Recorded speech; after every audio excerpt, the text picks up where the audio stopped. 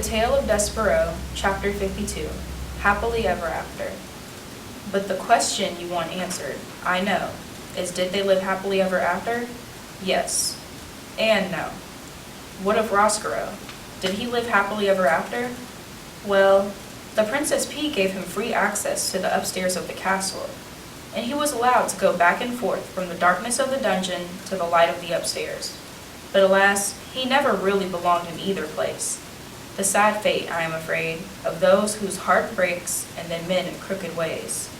But the rat, in seeking forgiveness, did manage to shed some small light, some happiness into another life. How? Roscoe, reader, told the princess about the prisoner who had once owned a red tablecloth, and the princess saw to it that the prisoner was released. And Roscoe led the man up out of the dungeon and to his daughter, Mig Rousseau. Mig, as you might have guessed, did not get to be a princess, but her father, to atone for what he had done, treated her like one for the rest of his days. And what of Despereaux? Did he live happily ever after? Well, he did not marry the princess, if that is what you mean by happily ever after.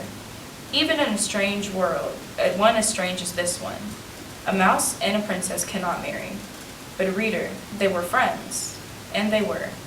Together, they had many adventures. Those adventures, however, are another story, and this story, I'm afraid, must now draw to a close. But before you leave, reader, imagine this. Imagine an adoring king and a glowing princess, a serving girl with a crown on her head and a rat with a spoon on his, all gathered around a table in the banquet hall. In the middle of the table, there is a great kettle of soup.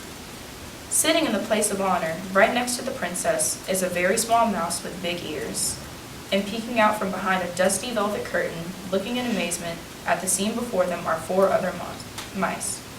Mon Dieu, look, look, says Antoinette. He lives, and he seems such the happy mouse. Forgiven, whispers Lester. Cripes, says Furlough. Unbelievable.